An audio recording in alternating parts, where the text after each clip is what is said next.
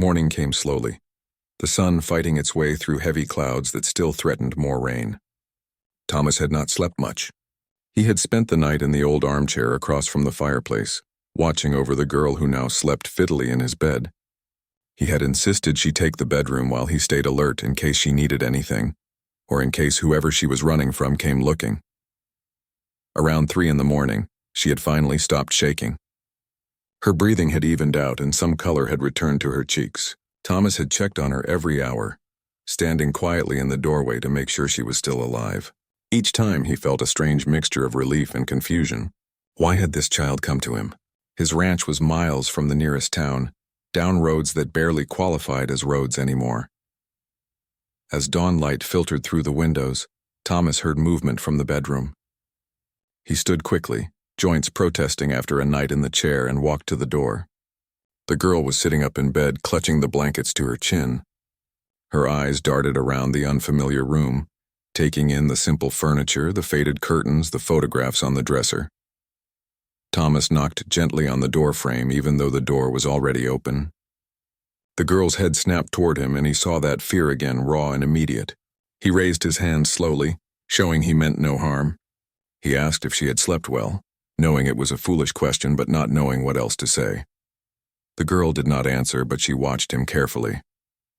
Thomas told her he had made breakfast, just eggs and toast, nothing fancy. He said she should eat something, get her strength back. He turned to leave, giving her space, but her voice stopped him. It was barely a whisper, hoarse from crying or screaming or both. She said her name was Lily. Thomas turned back, a small smile touching his weathered face. He told her it was a pretty name. He introduced himself properly this time, even though he had told her the night before. He said she could stay as long as she needed and that she was safe here. Lily's eyes filled with tears at those words, and she looked away quickly, as if ashamed of showing emotion. Thomas left her to get dressed. He had found some of Emma's old clothes in a box in the attic, clothes he had never been able to throw away. They would be too big for Lily, but they were clean and dry. He had left them folded on the chair in the bedroom, trying not to think about how much it hurt to see them again. 20 minutes later, Lily emerged from the bedroom. She wore a faded blue shirt and jeans that she had to roll up several times. Her dark hair was still damp but combed. She had washed her face, and Thomas could see now that she had green eyes, bright and intelligent despite the shadows beneath them. She was painfully thin, he noticed, her wrist bones prominent when she pulled at the 2 long sleeves. They ate breakfast in silence. Thomas did not push for conversation, sensing that Lily needed time. He watched her eat, noting how she took small, careful bites as if unused to having food. She finished everything on her plate and looked almost surprised when she was done. Thomas offered her more, and after a moment's hesitation, she nodded.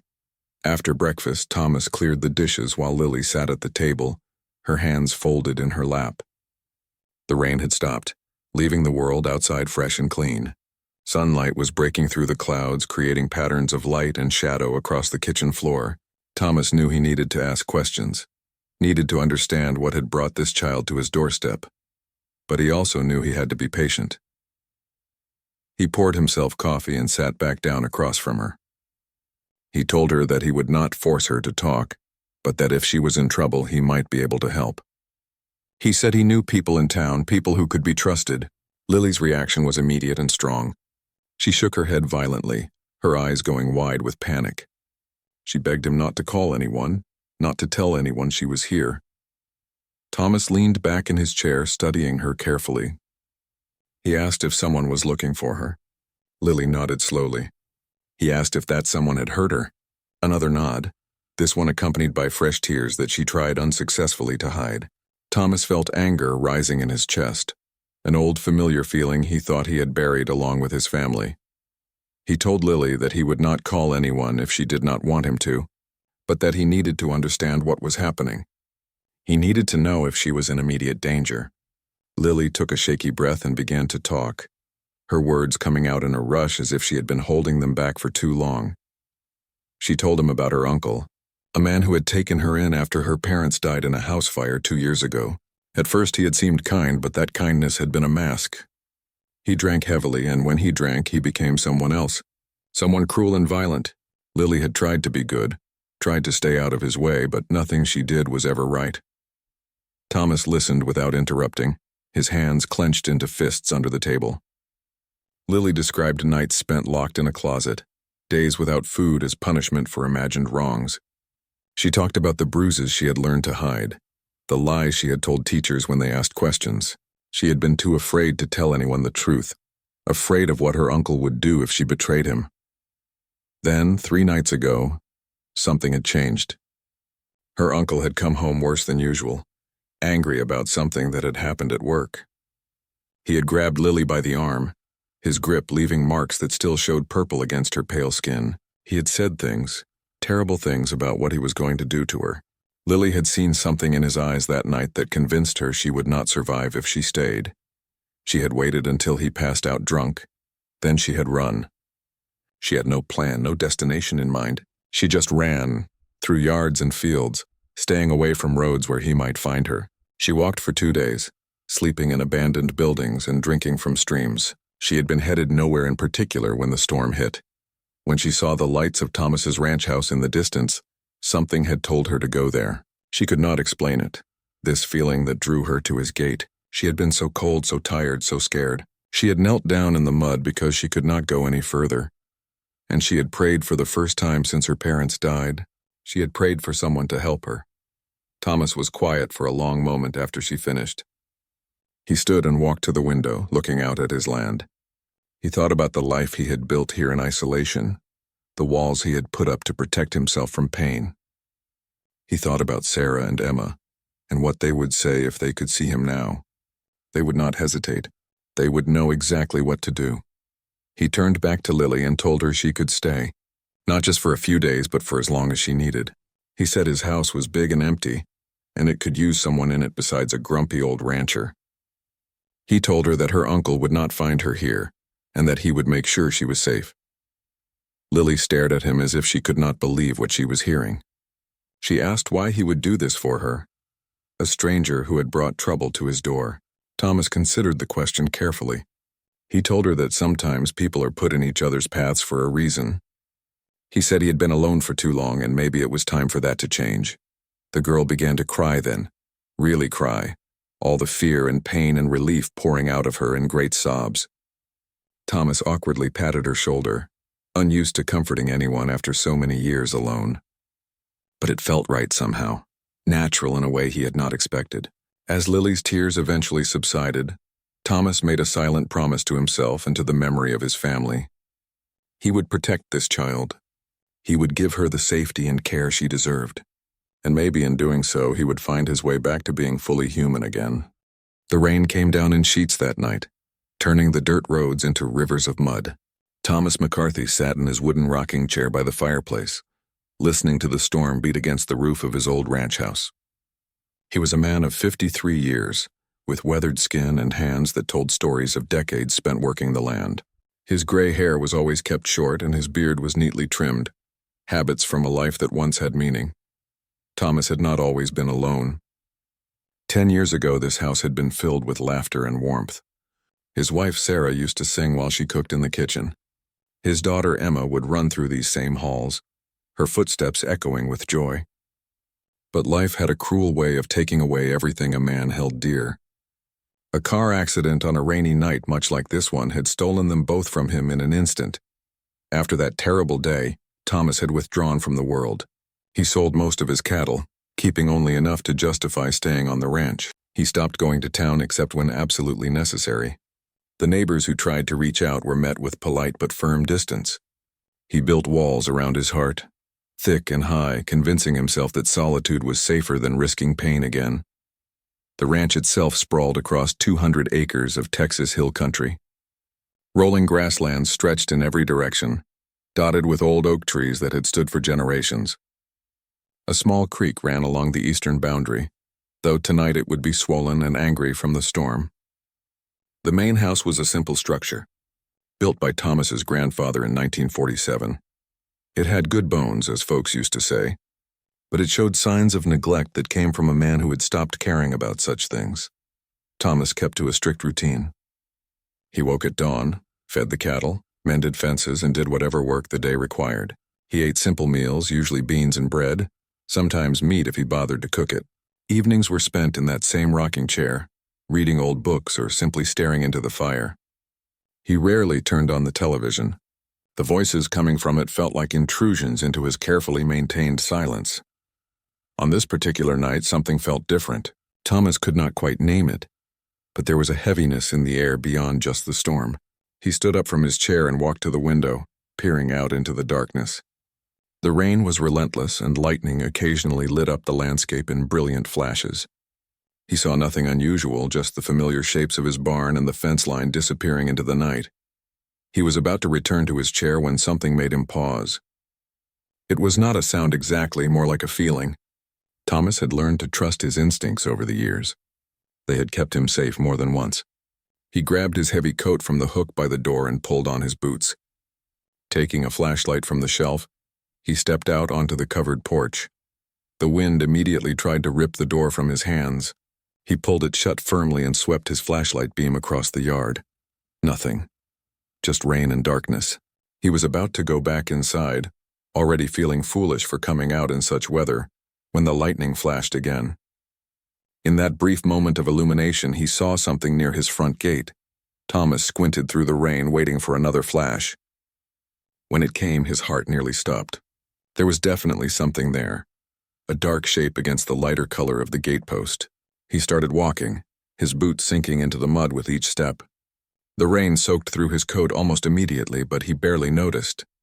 His attention was fixed on that shape ahead. As he got closer, another flash of lightning revealed the truth. It was a person, a small person kneeling in the mud. Thomas broke into a run, his flashlight beam bouncing wildly. When he reached the gate, he found a young girl, perhaps 12 or 13 years old, kneeling with her head bowed as if in prayer. She was drenched to the bone, her dark hair plastered to her face and shoulders. She wore only a thin dress, completely inadequate for the weather, and she was shaking violently. Thomas dropped to his knees beside her, not caring about the mud. He put his hand on her shoulder and she flinched, but she did not run. Her eyes, when she finally looked up at him, were wide with terror and exhaustion. She tried to speak, but her teeth were chattering so hard that no words would come. Without hesitation, Thomas scooped her up into his arms. She weighed almost nothing, all bones and wet clothes. He turned and hurried back toward the house, shielding her as best he could from the rain with his body. She did not resist, simply curled against his chest like a wounded bird seeking shelter. Once inside, Thomas kicked the door shut and carried her straight to the fireplace. He set her down gently in his rocking chair and immediately went to work building up the fire. The girl sat motionless, staring at the flames with empty eyes. Water pooled on the floor around the chair. Thomas grabbed blankets from the closet and wrapped them around her shoulders. He knelt in front of her, trying to catch her eye. She was still shaking badly, and her lips had a bluish tint that worried him. He needed to get her warm and dry, but he also needed to be careful. This was clearly a child in serious trouble, and he did not want to frighten her more than she already was. He spoke softly, keeping his voice calm and steady. He told her his name. He told her she was safe now. He asked if she could tell him her name, but she just stared at him with those huge, haunted eyes. Thomas saw something in that gaze that made his chest tighten. This was not just a child caught in a storm. This was a child running from something or someone. Thomas stood and went to the kitchen. He put water on to boil for tea and found some bread and butter. When he returned to the living room, the girl had not moved. She sat exactly as he had left her, wrapped in blankets, staring at nothing. He noticed her hands then, clasped tightly together in her lap. They were scratched and bleeding as if she had been crawling through brush. He set the bread on the small table beside the chair and crouched down again. He asked if she was hurt anywhere else. She did not answer. He asked if someone was chasing her. Still nothing. He asked if she had parents who were worried about her. At that question, something flickered in her eyes. Fear or maybe pain. She shook her head slowly, just once. Thomas felt his old protective instincts stirring. Instincts he thought had died with his own daughter. This girl needed help, real help, and he was the only one here to give it. The storm showed no signs of letting up, and even if he wanted to call someone, his phone line was probably down. It always went out in bad weather. He would have to wait until morning to figure out what to do next. For now, he would keep her warm, keep her safe, and hoped that she would eventually trust him enough to explain how she had ended up kneeling at his gate in the middle of the worst storm of the season. The first week passed quietly, each day settling into a careful rhythm. Thomas showed Lily around the ranch, introducing her to the cattle and explaining how the property worked. She followed him everywhere, silent but attentive, watching how he mended fences and checked water troughs. She seemed amazed by the open space, the way the land stretched endlessly in all directions. Thomas realized she had probably spent most of her life in the city, trapped in that house with her uncle. Lily proved to be a quick learner. When Thomas worked, she found small ways to help. She carried tools, held boards steady while he hammered, and fetched water when he got thirsty. She never complained about the heat or the dust. Thomas noticed she seemed most relaxed when they were outside, as if the open sky gave her permission to breathe freely. In the evenings, they fell into a routine. Thomas cooked simple meals, and Lily set the table without being asked. They ate together, conversations growing slightly less awkward each night. Thomas was not used to talking much, and Lily was still guarded, but slowly they learned about each other. She told him about school, which she had loved before everything fell apart. She had been good at reading and math, she said quietly, as if afraid he might not believe her. Thomas found himself going into town more often than he had in years. He needed supplies, he told himself, though he knew it was more than that. He bought clothes that actually fit Lily, along with books he thought she might enjoy. He picked up fresh vegetables and meat to make proper meals. The woman at the general store, Martha Jenkins, noticed the changes but was too polite to comment directly. She simply smiled knowingly when Thomas bought things he had never purchased before. On the 8th day, Thomas was in the barn repairing a stall door when he heard a vehicle approaching. His body tensed immediately. Visitors were rare, and given Lily's situation, any visitor was potentially dangerous. He set down his tools and walked quickly toward the house where Lily was sweeping the front porch. The truck that pulled up was familiar. It belonged to Sheriff Tom Bradley, a man Thomas had known for 30 years. Tom was in his 60s now, with silver hair and a kind face that had seen too much of human nature's dark side. He climbed out of his truck slowly, his eyes taking in the scene. Thomas saw him notice Lily, saw the questions forming. Thomas walked forward, positioning himself between the sheriff and the girl. Tom raised his hands in a peaceful gesture, saying he was just checking in. There had been reports of someone suspicious in the area, and he was making rounds. His eyes kept drifting to Lily, who had frozen on the porch, the broom gripped tightly in her hands. Thomas felt his heart pounding. He had not thought this through properly. He should have reported finding Lily, should have gone through proper channels. But he had made her a promise, and he intended to keep it. He told Tom that the girl was his niece visiting for the summer. The lie came out more smoothly than he expected, years of solitude apparently not erasing his ability to protect what mattered. Tom looked at him steadily, and Thomas knew the sheriff did not believe him. Tom had been at Sarah and Emma's funeral. He knew Thomas had no family left. But Tom was also a smart man who understood that sometimes the law and justice were not quite the same thing. After a long moment, Tom nodded slowly. He said it was good that Thomas had company, that the ranch was too big for one person to manage alone. Before leaving, Tom walked over to Lily. He introduced himself properly, his voice gentle. He told her that if she ever needed anything at all, his office was in town and his door was always open. Lily nodded but did not speak. Tom handed Thomas a card with his personal phone number, telling him to call any time. The meaningful look he gave Thomas said everything his words did not. After the truck disappeared down the long driveway, Lily finally moved. She asked Thomas if the sheriff would tell her uncle where she was. Thomas knelt down to her level, looking her in the eyes. He told her that Tom Bradley was a good man, one of the best he knew. He said Tom would help them figure things out properly, but that it would take time. For now, she was safe. That night, Thomas lay awake thinking about the situation he had gotten himself into. Technically, what he was doing could be considered harboring a runaway or even kidnapping, though his intentions were pure. He knew he needed to handle this carefully legally, but he also knew that the system did not always protect children the way it should. He had read too many news stories about kids returned to dangerous situations, about warning signs ignored until it was too late. The next morning, Thomas made a decision. He called Tom Bradley and asked if they could meet privately without Lily present. Tom agreed immediately, suggesting they meet at the ranch that afternoon. When the sheriff arrived, Thomas had coffee ready. They sat at the kitchen table and Thomas told him everything. The whole truth about finding Lily, about her uncle, about the abuse she had suffered. Tom listened without interrupting, his expression growing darker as the story unfolded. When Thomas finished, Tom was quiet for a moment. Then he explained the situation from a legal standpoint. There would need to be an investigation. Child Protective Services would have to be involved. Lily would likely be placed in foster care while everything was sorted out. It could take months, maybe longer. Thomas felt his jaw tighten. He asked if there was any way to avoid that, to keep Lily here where she felt safe. Tom sighed, running his hand through his silver hair. He said there might be options, but it would require paperwork and patience. He could start an investigation into the uncle quietly.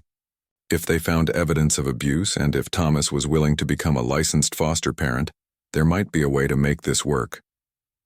The process would not be easy, Tom warned. Thomas would need background checks, home inspections, training. There would be questions about why a man who had lived alone for 10 years suddenly wanted to take in a child. But Tom promised he would do everything in his power to help, because it was clear to him that Thomas genuinely cared about Lily's welfare. Over the following weeks, Thomas threw himself into the process. He filled out forms, attended meetings, and opened his life to scrutiny in ways that made him deeply uncomfortable. Social workers came to inspect the ranch, asking questions about his routines, his past, his motivations. He answered honestly, even when the questions felt intrusive. He cleaned up the house, fixed things that had been broken for years, and made Emma's old room suitable for Lily permanently. Through it all, Lily watched nervously. She did not fully understand what was happening, only that adults were making decisions about her future again. Thomas tried to reassure her, but he could see the fear in her eyes. She had been let down by adults before. Why should he be any different? The breakthrough came from an unexpected source. Tom's investigation into Lily's uncle turned up more than they had hoped for. The man had a record, minor offenses that had been overlooked but painted a picture of someone with serious problems. More importantly, neighbors in the apartment building where Lily had lived came forward once they knew someone was asking. They described hearing shouting, seeing the girl with bruises, noticing how thin and frightened she always seemed. One neighbor, an elderly woman named Mrs. Chen, had kept a journal of incidents she had witnessed. She had been afraid to report them at the time, worried about retaliation, but she handed over her notes now with tears in her eyes. The documentation was damning. Combined with Lily's own testimony, which a kind social worker had gently collected, it was enough. Lily's uncle was arrested on charges of child abuse and neglect. He would face trial, but regardless of the outcome, he would never have custody of Lily again. The state began the process of terminating his guardianship rights. Lily was safe from him permanently, a fact that took days to truly sink in. But this created a new problem. Lily needed a permanent home. The foster care system was overloaded, and while they could place her temporarily, finding the right long-term situation would take time. Unless someone stepped forward who was already in her life, someone she trusted. Thomas had completed his foster parent training. His home had passed inspection. His background check had come back clean. On a warm afternoon in late summer, exactly 2 months after Lily had appeared at his gate, Tom Bradley delivered the news. If Thomas was willing and if Lily agreed, she could stay at the ranch as his official foster child. Thomas found Lily in the barn, brushing one of the horses she had become particularly fond of. He watched her for a moment, this thin girl with haunted eyes who had somehow brought his house back to life. He cleared his throat and she turned, the brush still in her hand. He told her about the decision, explaining what it meant. She would live here officially and legally. She would go to school in town come fall. She would have a real home again. Lily dropped the brush. For a moment she just stood there and Thomas worried he had somehow said the wrong thing. Then she ran to him, throwing her arms around his waist and holding on as if she might fall if she let go. Thomas put his hand on her head, feeling tears sting his own eyes for the first time in years. He told her softly that everything would be all right now, and for the first time since his family had died, he actually believed it. Autumn arrived with cooler temperatures and the promise of new beginnings. Thomas drove Lily into town to register her for school, a journey that filled her with equal parts excitement and terror. She had not been in a classroom for over a year, and the thought of facing other children made her stomach twist with anxiety. Thomas sensed her nervousness but said nothing, simply reached over and squeezed her hand once before they got out of the truck. The principal, Mrs. Rodriguez, was a warm woman in her 50s who had known Thomas since his own daughter attended the school.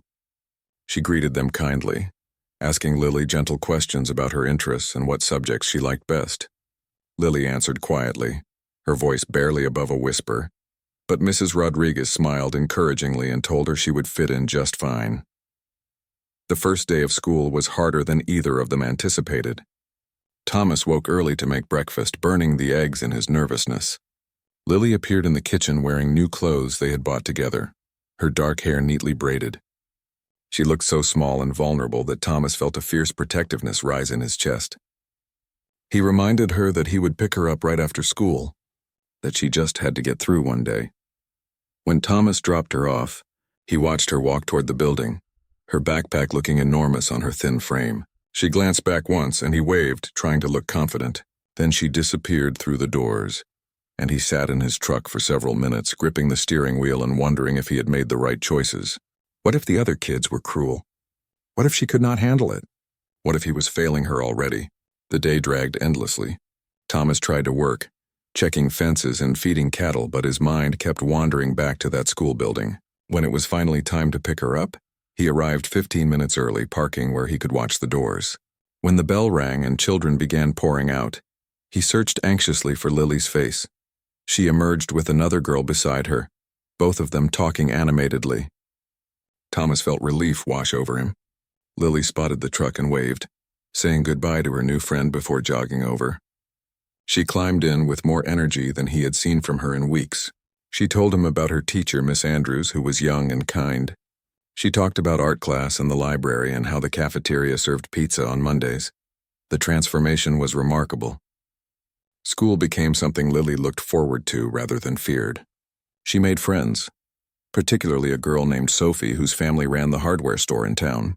Sophie's mother, Carol, called Thomas one evening to arrange a play date, and suddenly Thomas found himself navigating the social protocols of parenthood that he had thought were behind him forever. He learned to pack lunches and help with homework. He attended parent-teacher conferences where he heard glowing reports about Lily's progress. She was catching up academically, her teachers said, and more importantly, she was beginning to smile. They could see her confidence growing day by day. Thomas felt pride swell in his chest at these words, followed quickly by a strange sadness. Sarah should have been here for this. Emma should have been Lily's big sister, teaching her things, protecting her. But life moved forward whether you were ready or not. Thomas found himself becoming part of the community again in ways he had not been for years. He struck up conversations at the feed store.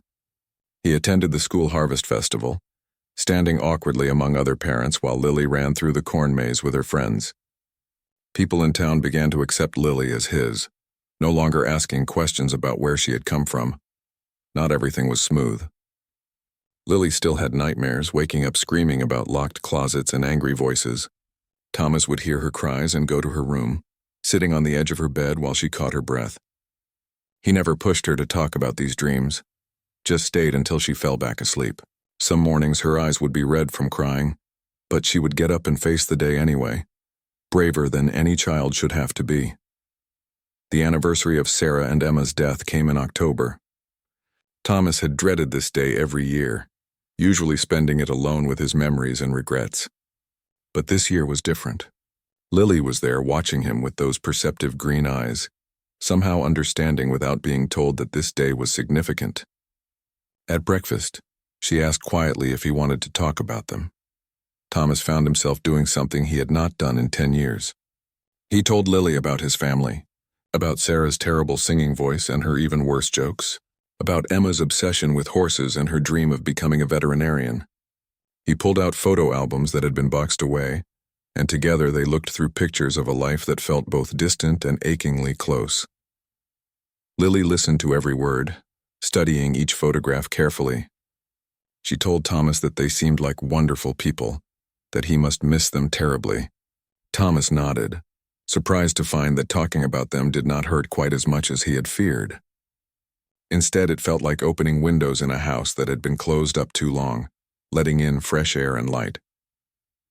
They drove to the cemetery that afternoon, something Thomas had not done since the funeral. He had been unable to face their graves, could not bear seeing their names carved in stone. But with Lily beside him, he found the courage. They stood together in the quiet space, and Thomas introduced his daughter to the family she would never meet. He told Sarah and Emma about Lily, about how she had appeared on that stormy night, about how she had somehow brought him back to life.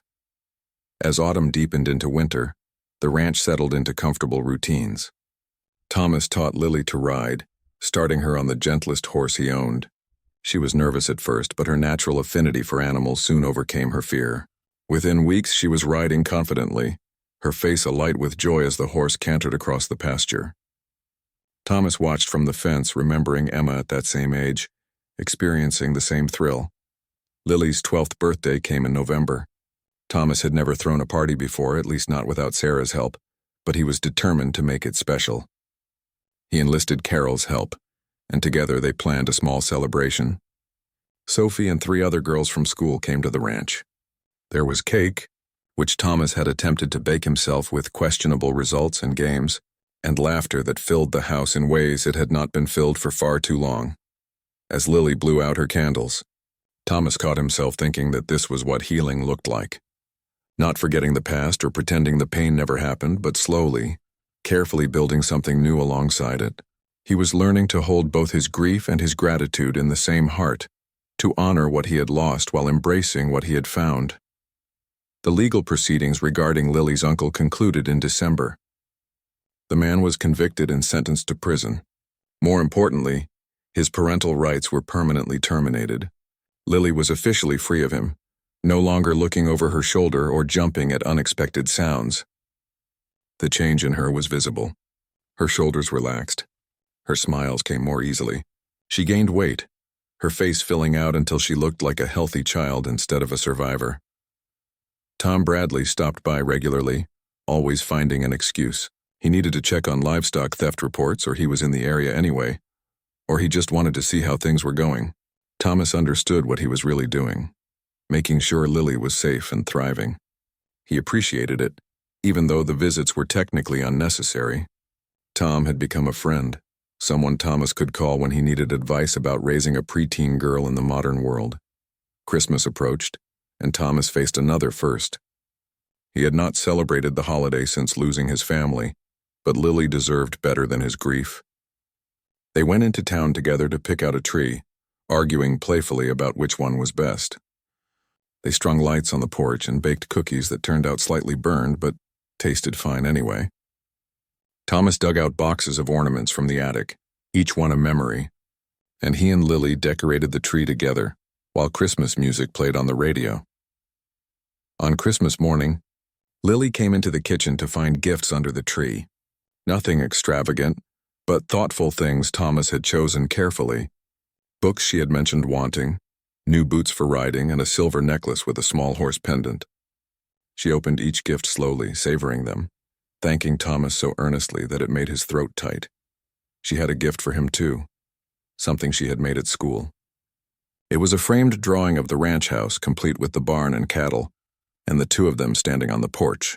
In the corner, she had written in careful letters, "Home." Thomas stared at it for a long moment, overwhelmed by emotions he could not quite name. That evening, after dinner and too much pie, they sat together by the fire. Lily leaned against Thomas's shoulder, drowsy and content.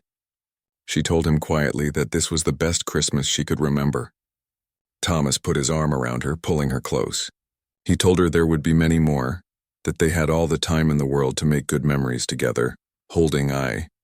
As the fire crackled and snow began to fall outside, Thomas realized something profound. He had spent 10 years believing his life was over, that the best parts were behind him. But sitting here with this brave young girl who had somehow found her way to him, he understood he had been wrong. Life had not ended that rainy night a decade ago. It had simply been waiting, holding its breath, until the moment when another lost soul would need him as much as he needed her. Winter gave way to spring. and with it came changes that neither Thomas nor Lily had anticipated. The ranch was busier than it had been in years. Thomas decided to expand his cattle operation, partly because the market was good, but mostly because he found himself caring again about the future. He hired a part-time ranch hand, a young man named Miguel who was reliable and kind to Lily. Lily thrived as the months passed. She grew taller, her thin frame filling out with regular meals and happiness. Her laugh became a common sound around the ranch, no longer the rare and precious thing it had been those first weeks. She joined the school's art club and discovered she had talent for painting. The walls of the ranch house slowly filled with her artwork, landscapes of the property rendered in bright, hopeful colors.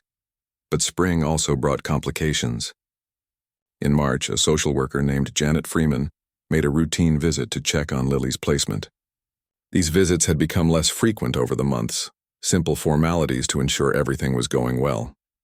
Janet had always been supportive, commenting on how well Lily was adjusting. This visit felt different from the moment she arrived. Janet sat at the kitchen table with Thomas while Lily was at school. She told him that Lily's case had been reviewed, and a distant relative had come forward. An aunt, the sister of Lily's deceased mother, had been located in California. The woman, whose name was Patricia, claimed she had been searching for Lily since learning about her sister's death. She was married with 2 children of her own and wanted to provide Lily with a proper family environment. Thomas felt his world tilt. He asked why this woman had not come forward sooner, why it had taken her more than 2 years to find her niece. Janet explained that Patricia had been living overseas with her military husband and had only recently returned to the States. She had started looking for Lily as soon as she learned the full situation. Now she was petitioning for custody, arguing that blood relatives should take precedence over foster placement. The news hit Thomas like a physical blow. He had known intellectually that foster care was meant to be temporary, but over these months he had started thinking of Lily as his daughter, had imagined her growing up on this ranch, going to college, and maybe coming back to run it someday. He had allowed himself to build a future in his mind, one where he was not alone anymore. Janet saw the devastation on his face and her expression softened. She told him that the process would take time, that there would be meetings and evaluations. Patricia would need to prove she could provide a stable home, but Janet also warned him to prepare Lily for the possibility. It would be cruel to let her be blindsided. The courts generally favored placing children with family when possible. When Lily came home from school, Thomas was sitting on the porch, staring out at the land he had known his entire life. She sensed immediately that something was wrong. She sat down beside him, her backpack still on her shoulders, and waited. Thomas had learned that Lily was patient when it mattered, that she would give him space to find the words. He told her about her aunt, about the possibility that she might leave the ranch. He watched Lily's face carefully as he spoke, seeing shock, then confusion, then something that looked like panic. She asked if she had to go, if there was a choice. Thomas said honestly that he did not know yet, that it would depend on many things, but that family connections were important to the courts. Lily stood up abruptly, her backpack falling to the porch floor. She told Thomas that he was her family now, that this ranch was her home. She did not want to go to California to live with strangers. She did not care if they were related by blood. Thomas pulled her into a hug, this fierce, frightened girl who had already been through too much. He promised her he would fight for her, that he would do everything in his power to keep her here. But he also had to be honest. He told her that sometimes, no matter how hard you fight, things do not go the way you want. The following weeks were tense. Patricia sent letters and photos, trying to build a connection with Lily before they met. The photos showed a smiling family with a nice house and a big yard. Patricia's children, Lily's cousins, looked happy and well cared for. Patricia wrote about wanting to give Lily a chance to know her mother's family, to understand where she came from. The letters were kind and well-meaning, which somehow made everything worse. Lily refused to respond to the letters. She grew quieter, more withdrawn, the progress of the past month seeming to reverse. Her nightmares returned. She clung to her routines at the ranch as if they were lifelines, throwing herself into chores and schoolwork with desperate intensity. Thomas watched helplessly, not knowing how to fix this for her. Tom Bradley stopped by one evening, ostensibly to check on some cattle rustling reports in the area. But after the official business was done, he sat with Thomas on the porch. He told Thomas that he had made some calls, talked to people he knew in family court. The truth was that Patricia had a strong case. She was blood family, she was financially stable, and she had a clean record. Unless Thomas could prove she was unfit, which he could not, the courts would likely grant her custody. Thomas asked if there was any way to stop it, any legal maneuver they had not considered. Tom sighed and shook his head. He said that sometimes the law and what was right for a child were not the same thing. He could see that Lily was happy here, that she had healed in ways that might not be possible if she were uprooted again. But the system did not always account for emotional bonds formed outside of blood relationships. The meeting with Patricia was scheduled for a Saturday in April. She flew in from California specifically for it, and the gathering was held at the County Social Services office in a neutral meeting room. Thomas and Lily arrived early, both of them tense. Lily had not spoken much in the truck, just stared out the window at the passing landscape as if trying to memorize it. Patricia arrived with her husband, Mark, a tall man with kind eyes and an easy smile. She was younger than Thomas had expected, probably in her mid-30s with dark hair like Lily's and the same green eyes. When she saw Lily, her face crumpled with emotion. She knelt down and introduced herself, telling Lily how much she looked like her mother, how she wished they had found each other sooner. Lily was polite but distant, answering questions in monosyllables. Patricia talked about her home in California, about the school Lily would attend, about her cousins who were excited to meet her. She showed Lily more photos and talked about taking trips to places Lily's mother had loved. She was trying so hard, and Thomas could see she genuinely cared. But he also saw that Lily was shutting down, retreating into herself the way she had when she first arrived at the ranch. The meeting lasted 2 hours. Afterward, Janet Freeman pulled Thomas aside. She told him that the next step would be for Lily to visit California, to spend time with Patricia's family and see if she could adjust. If that went well, they would begin the transition process. She saw Thomas's face and added gently that he had given Lily an incredible gift these past months. He had helped her heal and trust again. That would stay with her no matter where she lived. That night, Thomas lay awake thinking about everything he stood to lose again.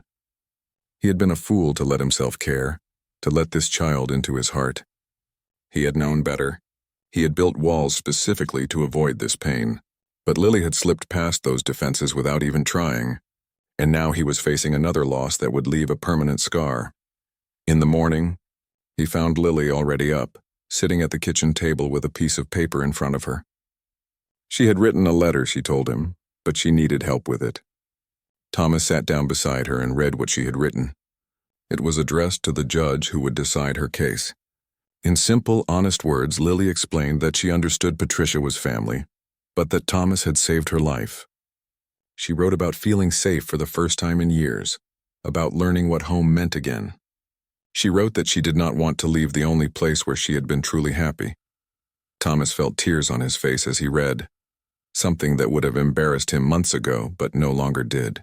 He told Lily the letter was perfect, that they would make sure the judge saw it. But he also had to prepare her for disappointment. The visit to California was scheduled for 2 weeks away. Lily would spend a weekend with Patricia's family, and Thomas would spend that weekend facing an empty house and the very real possibility that he was about to lose his daughter in everything but legal name. As the day of the trip approached, both Thomas and Lily moved through their routines with heavy hearts. They did not talk about what might happen, as if speaking it aloud would make it real. Lily smiled at that, the sunset painting her face gold. She told Thomas that he had saved her life that night, had given her everything she had now. Thomas shook his head gently. He said she had it backward. She was the one who had saved him. She had pulled him out of his grief and isolation, and reminded him that life was still worth living. They had saved each other. As they rode back toward the house, its windows glowing warm in the gathering darkness, Thomas felt a peace he had not known in over a decade. His life had not turned out the way he once planned. He had lost people he loved and lived through grief that nearly destroyed him. But here now, riding beside this remarkable girl who had become his daughter, he understood something important. Healing did not mean forgetting. It meant learning to carry your scars while still moving forward. It meant opening your heart again even when you knew it could break. It meant finding the courage to love and be loved, to build new families and new futures, to believe that tomorrow might bring something worth waking up for. The house came into view, and Thomas could see Miguel's truck parked by the barn, staying late to finish some repairs. Smoke curled from the chimney, and the porch light welcomed them home. Inside, there would be dinner to make and homework to help with and all the ordinary routines of family life. Thomas had spent years believing those ordinary moments were behind him forever, but he had been given a second chance, delivered to his doorstep on a stormy night by a drenched young girl kneeling in the mud. She had been praying for someone to save her. What she could not have known was that she was the answer to a prayer Thomas had been too afraid to speak aloud. The prayer for purpose, for connection, for a reason to believe that love was stronger than loss and that even broken hearts could learn to beat again. They reached the barn and dismounted, working together to unsaddle the horses and bed them down for the night. Lily chatted about school and the upcoming track meet and a book she was reading. Thomas listened, occasionally commenting, mostly just enjoying the sound of her voice filling the spaces that had been silent for so long. As they walked toward the house, Lily slipped her hand into his, something she rarely did anymore at 15. Thomas squeezed it gently, understanding without words that she was feeling the same gratitude he felt, the same wonder at how their broken pieces had somehow fit together to make something whole. The door opened into warmth and light. Tomorrow would bring its own challenges and joys. There would be cattle to tend and meals to cook and homework to complete. There would be track meets and parent-teacher conferences and all the beautiful mundane details of a life lived together. But tonight, as Thomas closed the door behind them and Lily headed to the kitchen to start dinner, he took one moment to simply stand and appreciate what they had built. A home, a family, a future. All things he thought he had lost forever, returned to him by grace and chance and a brave young girl who had somehow found her way through the darkness to his door. And in saving her, in opening his heart and his home, Thomas had discovered the truth that had eluded him through all those years of solitude. You could survive loss, you could carry grief, but you were not truly alive until you found someone worth living for. And in that truth, in that simple, profound realization, Thomas McCarthy finally came home to himself. Instead, they treasured small moments together, rides across the property at sunset, quiet dinners where they did not need to fill the silence with words. Thomas taught Lily everything he could think of about ranching, as if passing on this knowledge might keep part of her here even if she left. The night before Lily was supposed to leave for California, she appeared at Thomas's bedroom door, unable to sleep. He sat up, and she climbed onto the edge of his bed like a much younger child seeking comfort. She asked him what would happen if she had to stay in California. Thomas chose his words carefully. He told her that wherever she ended up, she would always have a home here. This ranch would always be hers to come back to. She asked if he would forget about her if she was gone. Thomas pulled her close and told her that was impossible. She had changed him, had reminded him what it meant to be alive. Nothing could erase that. The airport was crowded with travelers, and Thomas held Lily's hand tighter than necessary as they walked toward the gate. Janet Freeman was there to escort Lily on the flight, a requirement given her age and the circumstances. Patricia would meet them at the other end. Lily's small suitcase held clothes for the weekend, but it felt to Thomas like she was packing up her entire life. At the security checkpoint, Thomas had to say goodbye. He knelt down so he was at Lily's eye level. He reminded her to be polite, to give Patricia a real chance, but also to be honest about her feelings. He told her he would be right here waiting when she came back on Sunday. Lily threw her arms around his neck, holding on so tightly he could barely breathe. When she finally let go, there were tears streaming down her face. Thomas watched her walk through security, watched her turn back to wave one last time, and then she was gone. The ranch felt impossibly empty without her. Thomas tried to work, but everything reminded him of Lily, the horse she loved to ride. The kitchen table where she did her homework. The drawings on the walls. He had lived alone for 10 years before she arrived, but this loneliness was different, sharper, because now he knew what he was missing. On Saturday evening, his phone rang. It was Lily calling from Patricia's house. Her voice was quiet, and he could tell she had been crying. She told him about the trip, about Patricia's house, which was nice but did not feel like home. She told him about her cousins who were friendly but overwhelming. She said California was pretty, but all she wanted was to see the ranch again. Thomas's heart broke listening to her, but he encouraged her to give it more time. One weekend was not enough to judge a whole life. But on Sunday, when Thomas picked Lily up at the airport, he knew immediately that something had shifted. She ran to him the moment she cleared security, and the relief on her face told him everything. Janet Freeman followed more slowly, and the expression on her face was thoughtful. She asked if they could all sit down and talk. In a quiet corner of the airport, Janet explained what had happened. Lily had been respectful and had tried to fit in with Patricia's family. But Patricia herself had noticed something important. Despite the nice house and the warm welcome, Lily had been withdrawn and unhappy. Patricia had spent time talking with Lily alone, really talking, and what she heard had changed her perspective. Patricia had called Janet Friday night with an unexpected message. She said that while she wanted to honor her sister's memory by caring for Lily, she could see that forcing the child to move would do more harm than good. Lily had found stability and healing with Thomas. She had a home and a community. Patricia did not want to be the reason that stability was shattered, not after everything Lily had already been through. Janet told them that Patricia was withdrawing her custody petition. She wanted to remain in Lily's life as her aunt, wanted them to visit and build a relationship over time, but she agreed that Lily belonged on the ranch with Thomas. She had seen what Thomas clearly already knew. Sometimes family was not about blood. It was about who showed up, who stayed, who loved you when you needed it most. Thomas could barely process the words. He looked at Lily, who was crying again but smiling through the tears. Janet continued, explaining that this opened up a new possibility. Given the unusual circumstances and the clear bond between Thomas and Lily, she would be recommending that the court allow Thomas to pursue adoption, rather than just foster care. It would take time and more paperwork, but if Thomas was willing, Lily could become his daughter legally and permanently. The drive back to the ranch passed in a blur.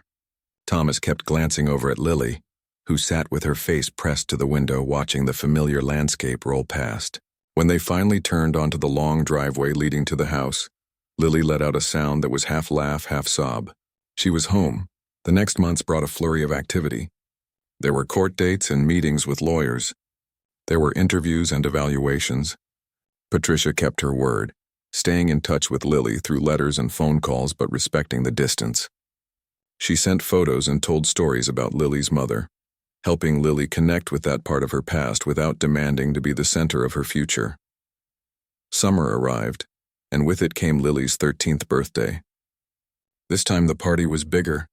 Sophie and her other friends from school came, along with Tom Bradley and his wife Carol from the hardware store, and even old Mrs. Chen, who had made the long drive from the city where Lily used to live. Martha from the general store brought a cake that actually looked professional. The ranch was full of people and noise and laughter. As Thomas watched Lily blow out her candles, surrounded by people who cared about her, he marveled at how much had changed in just 1 year. This frightened, broken child had become a confident young girl with dreams and plans. She talked now about becoming a large animal veterinarian, about maybe running the ranch someday. She spoke up in class, tried out for the school play, and had even started teaching Sophie how to ride. The adoption was finalized in August, on a sunny morning in family court. The judge, a woman named Eleanor Martinez, had reviewed all the documents and testimonies. She had read Lily's letter. She had spoken with Patricia, with Janet Freeman, with Lily's teachers, and with Tom Bradley. When she made her ruling granting Thomas's petition for adoption, there was not a dry eye in the courtroom. Lily McCarthy. That was her legal name now. She was no longer a foster child or a ward of the state. She was Thomas's daughter, as official and permanent as paper and law could make it. Outside the courthouse, Thomas held the adoption certificate in his shaking hands. Lily stood beside him, grinning so widely it looked like her face might split. Tom Bradley took their photo on the courthouse steps, a memento of the day their family became official. Later, Thomas would frame that photo and hang it in the living room, next to the pictures of Sarah and Emma, not replacing them, but adding to the story of who he was, who he had become. Life settled into a new normal. Lily started 8th grade with confidence, no longer the scared girl who whispered her words. She joined the track team and discovered she was fast, channeling her energy into something positive. She maintained a careful relationship with Patricia, spending 1 week each summer in California. Those visits went well because they were voluntary, not forced, and because Lily always knew she had a home to return to. Thomas found himself part of the parent community in ways he had never imagined. He attended track meets and school concerts. He helped with fundraisers and chaperoned field trips.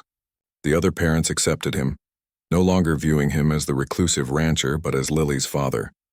He even started a hesitant friendship with Carol's husband, joining a weekly coffee group where local ranchers discussed cattle prices and weather patterns. The ranch prospered under Thomas's renewed attention. He expanded slowly and carefully, hiring Miguel full-time and teaching him the business. Lily worked alongside them during summers and weekends, learning everything about ranch management. She had a natural way with animals and a good head for the business side. Thomas could see her future taking shape, different from the one he had imagined for Emma, but just as bright. 2 years after the adoption, on the anniversary of the night Lily had appeared at his gate, Thomas and Lily took a ride across the property at sunset. It had become a tradition, this quiet time together to remember how far they had come. They rode in companionable silence, the horses moving easily beneath them, until they reached the highest point on the ranch where you could see for miles in every direction. Lily, now 15 and growing into a strong young woman, asked Thomas if he ever thought about that night, about what might have happened if he had not heard her, if he had stayed inside by his fire. Thomas considered the question carefully. He told her that he used to believe in coincidence, in random chance. But finding her had taught him something different. Maybe there were no accidents. Maybe people were brought into each other's lives exactly when they needed each other most. Lily smiled at that, the sunset painting her face gold. She told Thomas that he had saved her life that night, had given her everything she had now. Thomas shook his head gently. He said she had it backward. She was the one who had saved him. She had pulled him out of his grief and isolation and reminded him that life was still worth living. They had saved each other. As they rode back toward the house, its windows glowing warm in the gathering darkness, Thomas felt a peace he had not known in over a decade. His life had not turned out the way he once planned. He had lost people he loved and lived through grief that nearly destroyed him. But here now, riding beside this remarkable girl who had become his daughter, he understood something important. Healing did not mean forgetting. It meant learning to carry your scars while still moving forward. It meant opening your heart again even when you knew it could break. It meant finding the courage to love and be loved, to build new families and new futures, to believe that tomorrow might bring something worth waking up for. The house came into view and Thomas could see Miguel's truck parked by the barn, staying late to finish some repairs. Smoke curled from the chimney and the porch light welcomed them home. Inside, there would be dinner to make and homework to help with and all the ordinary routines of family life. Thomas had spent years believing those ordinary moments were behind him forever. But he had been given a second chance, delivered to his doorstep on a stormy night by a drenched young girl kneeling in the mud. She had been praying for someone to save her. What she could not have known was that she was the answer to a prayer Thomas had been too afraid to speak aloud. The prayer for purpose, for connection, for a reason to believe that love was stronger than loss and that even broken hearts could learn to beat again. They reached the barn and dismounted, working together to unsaddle the horses and bed them down for the night. Lily chatted about school and the upcoming track meet and a book she was reading. Thomas listened, occasionally commenting, mostly just enjoying the sound of her voice filling the spaces that had been silent for so long. As they walked toward the house, Lily slipped her hand into his, something she rarely did anymore at 15. Thomas squeezed it gently, understanding without words that she was feeling the same gratitude he felt, the same wonder at how their broken pieces had somehow fit together to make something whole. The door opened into warmth and light. Tomorrow would bring its own challenges and joys. There would be cattle to tend and meals to cook and homework to complete. There would be track meets and parent-teacher conferences and all the beautiful mundane details of a life lived together. But tonight, as Thomas closed the door behind them and Lily headed to the kitchen to start dinner, he took one moment to simply stand and appreciate what they had built. A home, a family, a future. All things he thought he had lost forever, returned to him by grace and chance and a brave young girl who had somehow found her way through the darkness to his door. And in saving her, in opening his heart and his home, Thomas had discovered the truth that had eluded him through all those years of solitude. You could survive loss. You could carry grief. But you were not truly alive until you found someone worth living for. And in that truth, in that simple, profound realization, Thomas McCarthy finally came home to himself.